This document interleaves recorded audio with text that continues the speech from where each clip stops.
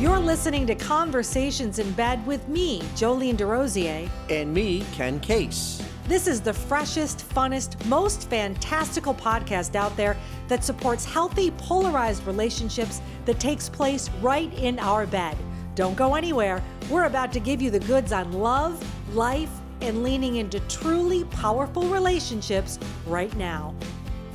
You have arrived in our bed, and we are so very excited. Welcome to Conversations in Bed. I'm Joleene DeRosier. And I'm Ken Case. And we have more goodies in store for you as always. Our goal with this podcast is to educate you in an entertaining way about how our relationship has transpired so you can translate it into all of your relationships. And we're talking about masculine-feminine dynamics, ways to live intentionally, and ways just not to get pissed off at the world in general. which before used to be quite easy. Very. Yeah. Easily triggered. Easily triggered. Yeah. What are we talking about today? Today, we are talking about when it's appropriate to flip our roles, right? So we talk about the masculine, feminine energies. They're within all of us. It's not gender specific. And there are times when it's appropriate for, let's say, you to take the lead on a certain subject and then be able, but you don't want to stay there and then be able to switch it back. So again, being able to, for me personally, to know what I don't know and be willing to flip it over. Same. And I wonder if some people out there who are teachers of the masculine, feminine, be interesting down the road to get their perspective on this, what we're going to talk about and how they would frame it. Because as I understand it, the masculine energy in me, when it's healthy, informs the feminine energy in me when it's healthy. But we'll dig into all of that. Yeah. Good. So good. Because I'd need some explanation. As we do with every podcast, we throw a question at each other, not knowing what the question is. And then we end up staring at the camera sometimes completely stumped because we don't know where to go with it. But I have a question for you. Fire away. So this is pretty basic, but everyone has a different definition of this. But I would be interested in knowing, what does leadership look like for you in a relationship and then outside of a relationship? Okay. Leadership in a relationship, I think, is being able to step up and take the lead, right? Being able to, for me, to be able to keep you from having to make decisions all the time, from getting that decision fatigue, being able to step up and being able to make the decisions and accepting that you're going to be okay with it. That used to be a big bone of contention of mine, right? Being a people pleaser and when you're wounded feminine and all those things that go with that. Now being able to make a decision and be okay with it and knowing that you are going to be okay with it also. And then how does that translate outside of a relationship? Let's say with work or with anything else besides that. Very much the same dynamic. It is just being able to be okay with the decision and sticking with that decision. And maybe having to explain, if you're in a work situation or something, why you came up with that decision and be able to lead the others down that road as to why you came up with that decision. Oh, cool. I think it kind of plays into what we're going to be talking about today. And this comes on the heels of, if you're seeing this podcast, this isn't our normal background. We spent some time in the Adirondacks. In our previous episode, we talked to Devanna Marks. She's co-owns the retreat center that we're at now, the vacation resort center that we're at now.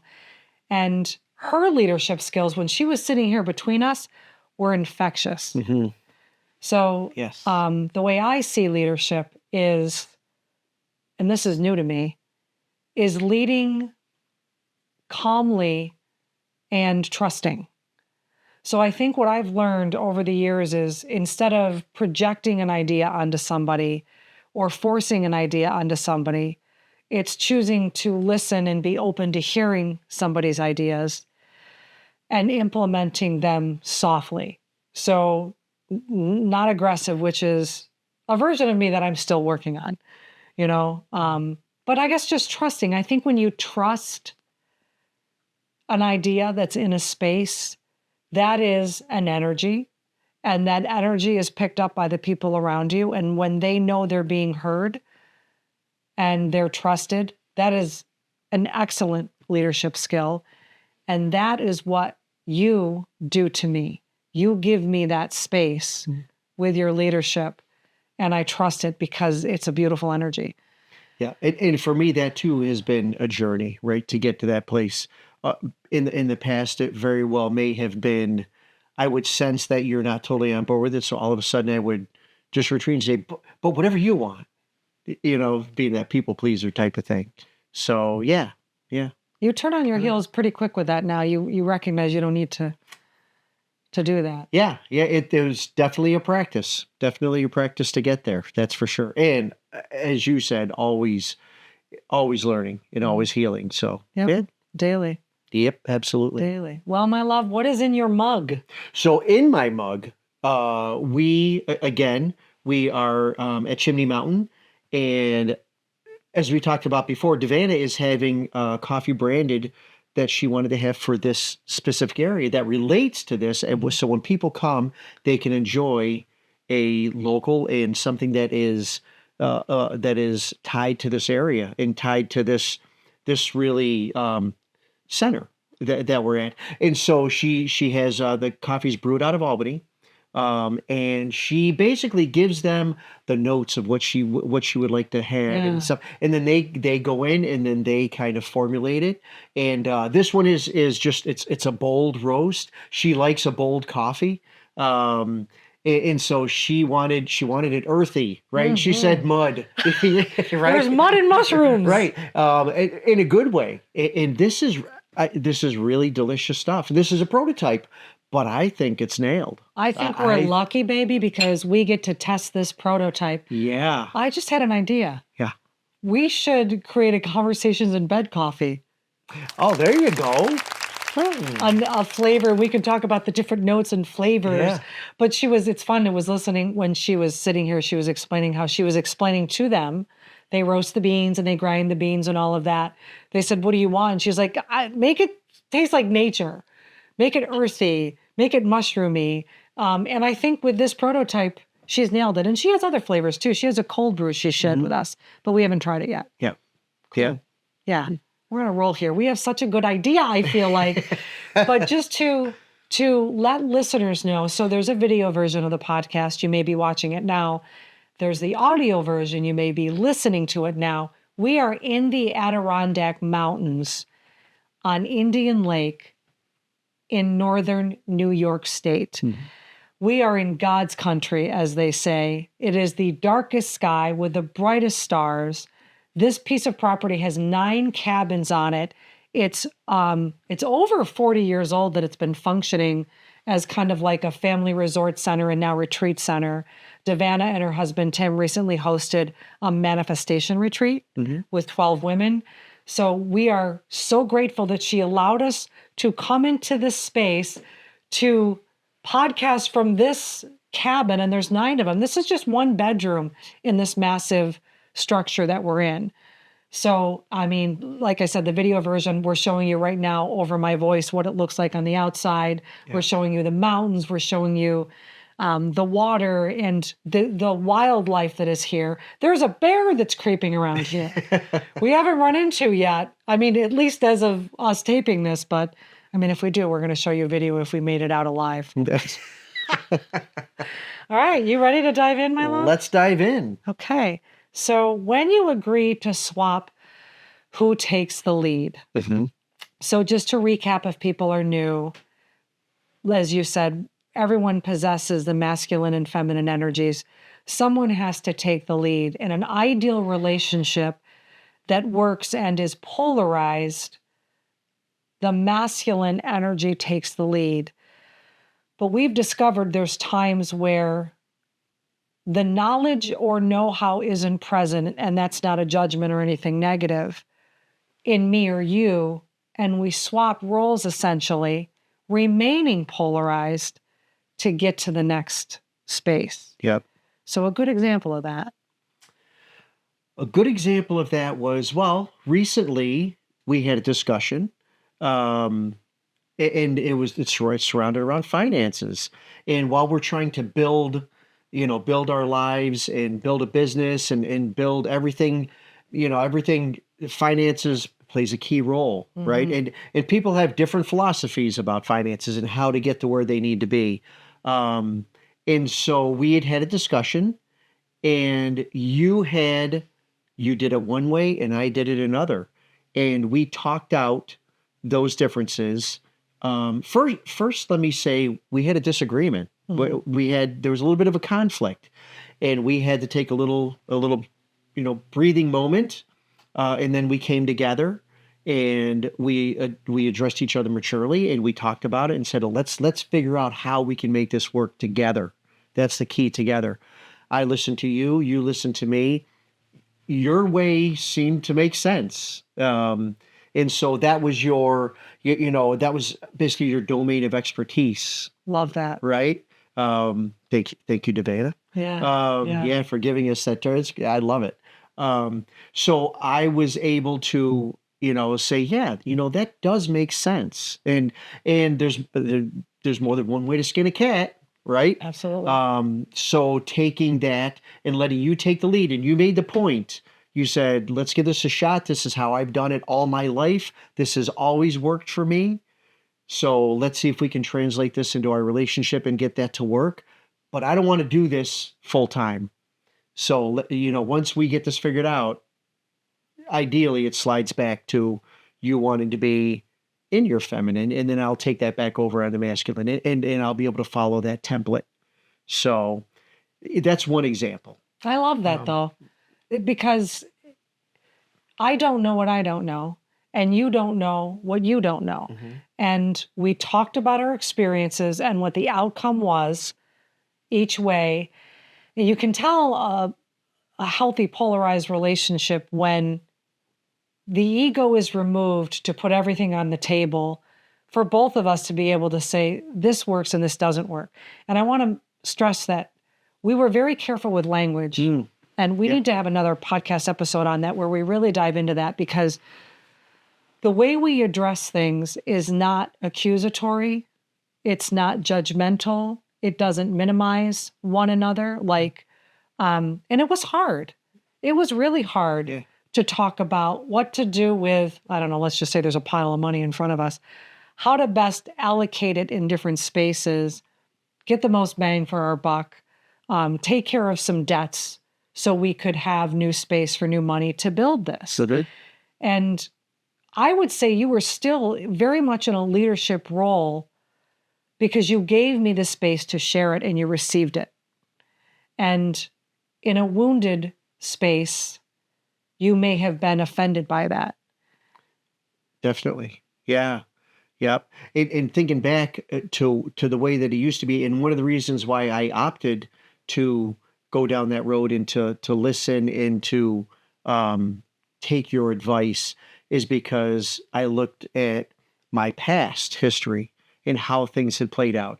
And again, at the time, like we always say, we do the best we can with what we know at that time, Mhm. right? Well, I was willing maybe it's time to learn something new, and took that and did it. And I truly believe that doing that is yeah, I don't see a downside to it at all. It Absolutely. makes perfect sense for what we're going for.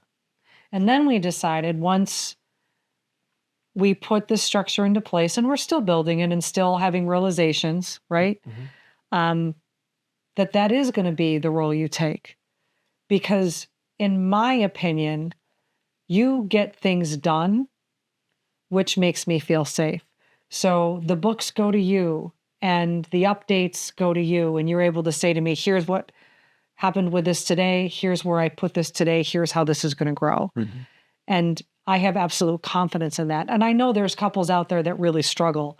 Finances are huge, right? We're experiencing what is known as financial intimacy. So intimacy is often thought of just what happens in the bedroom and hugs and kisses, and it is.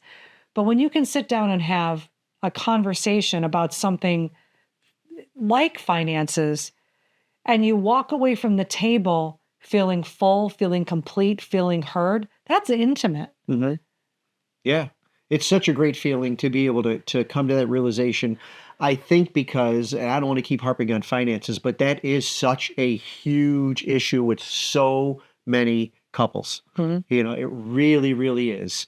And if you both come together and if you're both dedicated to each other and to where you want to go in life, you come together on it. It is so freeing. It's like a weight lifted off your shoulders. Mhm. You Yeah. know, when you come to that agreement and how things are going to work out. So we learned a little phrase from Devanna, and she had picked it up, I think she said, from a podcast, domain of expertise. And this resonated with both of us because as we navigate this polarized relationship, a lot of people think when it comes to the leading masculine energy that they have to have all the answers and do all the answers. But I learned something from Paige Lee. So I've worked with both Paige and David Lee. They're coaches in this realm. And she said her masculine energy informs her feminine energy. And I loved that. And I took it in because my masculine energy in the finance space informs my feminine. What does that mean? It says, here's a structure, Joleene, that you can put on the table and share with Ken. That's my masculine energy coming forward in a leadership way. I'm going to put it on the table. And then my feminine energy is going to pull back, allow you to receive it, and then you lead with it. Mm-hmm. So that's what we mean by swapping the roles temporarily. And are we really? I think what we're discovering is when we know our domain of expertise, we can lead in that way, put it on the table, and then pull back and allow ourselves to fall back into the roles where we feel safe and strong and where we belong naturally. And I belong naturally in my feminine, I believe. And I'm still learning the ease and flow. But when it comes to business and building a business, there are times I have to be in my masculine, and I'm not always good at it. Like you mentioned about being in the production world, that's what you do. That's what you know. I don't know anything about any of that. And so when you run into a situation, I know I don't have anything to offer. And I know you. And so I kind of, I let you go through your process. And that's how you come to it. And I think every now and then I will come up to you and I do give you a calming feel. I'll put my hand on your shoulder or something along those lines. And I think that kind of brings you down a little bit and centers it. And say the same for me. You have a way of gently moving things forward. If I happen to be back and it starts to fade back into a wounded feminine part, you have a gentle way of coming forward. This almost relates back to a podcast that we did about language, and where you may offer something, a suggestion, and it's like, boom, yes, that's it. And then I can resort right back into the masculine and then move ahead and get back into that role and be able to move on. When you say to me, I got you, when I'm leading, you're stepping up and leading. I think that's really important, is when I'm in the space of functioning in a masculine energy, which again is normal. We possess both. And maybe I get a little anxious or I'm a little uncertain or I don't have an answer. When you step up and even just put your hand on my knee, that is you leading. That is you saying, I've got you, even if you don't actually verbalize it. Yep. And I think one of the key things that you've said before, which needs to be emphasized, is ego needs to be removed. Yeah. You can't lead with ego. That's just you're not going to get anywhere. Ego is, you're just serving yourself in that whole situation. And so being able to put that aside and listen to the person that has their expertise in that certain area and knowing what you don't know, I think, and not faking it, not trying to wing it and make it appear that you know what you're doing. That's ego coming in, right? So yeah, being able to do that is key. Being able to remove that ego out of there. We're so human, and it's so common for that to happen because we never want to appear to people that we're incompetent. And that's a wound. That's an old wound that's showing up. And that's where trust comes in. And learning how to trust each other, I think, also allows polarity. And really what we're talking about is polarity. So if your feminine energy has to come in so I can be in my masculine so something can unfold, that's polarity. If my feminine energy comes in so your masculine can come in and unfold, that's polarity. So even when it reverses or we swap, as we're saying, it's not wrong if it serves the greater good. Yeah. And you can even have in the same scenario, the same situation, you can actually have both of you can kind of flip and flop. And one example I was just sitting here thinking of when we were talking about finances and we got everything set and you're very specific about how you did things and I am doing that and I'm falling into that. Well, a day or two after that, remember a medical bill comes in the mail, right? And you got that bill and it was a pretty extensive bill. It was pretty up there. And immediately I know what you were thinking. You know, you were like, I've just got to pay this off. And we didn't, at that particular time, we didn't have that. We could have done it, but we would have had to move things around. We would have had to deviate. And I said, I've got this. Being in the medical field, I know how medical bills are handled. I'm like, I got this. Let me make a phone call. Let me get it taken care of. And I did and made that call and we have it all set now and everything. And so that was kind of where I took my domain of expertise and flipped it around. And then I was able to come home to you and say, babe, it's all set and we got it taken care of. When you see this appear on the 11th of every month, that's what it is. Cool. And that's a really valid point because even if we're following an experience that I have when it comes to finances, you're still coming in and saying, here's something I understand to make this tick and work. I don't know everything. I just know what I've done that's worked and pathways that I've taken to reduce a fee here or increase income there, just so that in the end it serves us. And that doesn't always mean I have the answers because you're learning too. Yeah. And coming from the place where we were coming from, being on our own and we were on our journey and we were doing great and we were both healing. And so we took care of ourselves. Yep. And it's great now to be able to have somebody else who has, we've more or less doubled our bank of expertise, right? Yeah. So I can tap into that and you can tap into mine and together we come together and it serves a greater good. It serves a greater good, us in this instance. And it just propels everything forward. And there's that intimacy, that you talk about, just being in that space, to be able to sit on a couch and be able to talk and to just be able to be and not have to worry and stress over things because one of us may have an idea on how to handle that situation. So, but then reverting back. Right. Is very important. And that's how we learn. I'm learning from you when it comes to that, and you're going to learn from me. We talk about, the future and what we're going to do and, building something together, a cabin or whatever it may be. And I have some expertise in that area. Oh, yeah. And but by the time we get into it, I know you're going to learn and you may have a little bit of input. And I'm like, geez, you know what? You're right.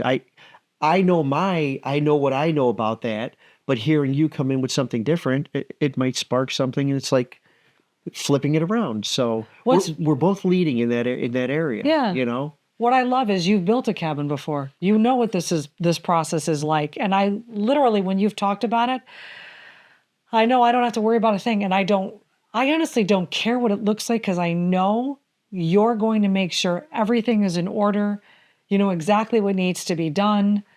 That alleviates so much for me and allows me to be in that feminine space. Mm-hmm. So you have your You know how to build, you know how to fix, you know how to do those things. I don't know how. Mm-hmm.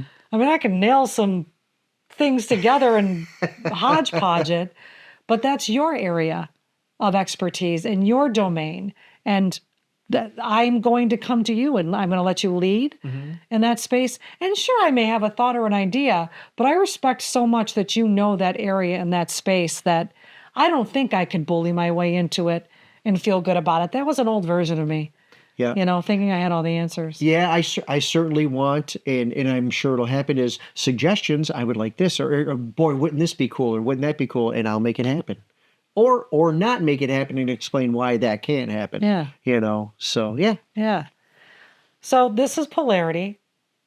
Your feminine informs your masculine informs your feminine. And then in a partnership, you inform each other. So I think bottom line is it's absolutely healthy when these other energies emerge louder and in certain spaces to lead, if even for a moment, because there's no doubt that within us, again, we have both the energies. There's going to be moments where my masculine energy stands up and rises and informs your feminine, and that's absolutely normal, and vice versa. So, yeah. It's a learning process, and I think within the past 2 months, I think we have made strides, leaps and bounds. We were tiptoeing in the beginning. We were tiptoeing on how to navigate this whole thing. And now that we're there and we have a better understanding, and we have that language down, it's just moving ahead. It's so comforting and so freeing to be able to move ahead in that space and work together, really work together. And we should let people know, if the language thing is a question as we wrap up here now, there is a podcast, and I'll link it in the show notes that they can listen to where we get into that. But briefly here, we're just not aggressive like I might have been in the past to say, why would you do it that way? I mean, how many partners say that to each other about finding, why would you do that way? Do it that way. Instead, the language was, what if we did it differently? Are you open to me sharing a different concept? Are you open to hearing this? May I make a suggestion? Is so much softer than bullying in or making someone feel bad for their choices. I don't always make good choices. You don't always make good choices. We're human. Why would I punish you for that? I think in the past we've punished ourselves and others have punished us enough. We don't need to do that anymore. Right. Yep. All right. Absolutely. Well, what do you think? Yeah. I think this was very helpful and important because I think we had questions in the beginning of it always has to be, one has to always be this way and one always has to be that way. And at least for us, I don't You think mean that, the energies? Yeah, the energies. That's what we're discovering. Yeah. We're discovering what works for us. Everybody's different. Yep. But yeah, good stuff. And this just gives people an option to look at. Beautiful. All right, my love. Thank you. Thank you. And we'll see you guys when we do it all over again with more good stuff. So thank you for joining us. Bye-bye. Bye.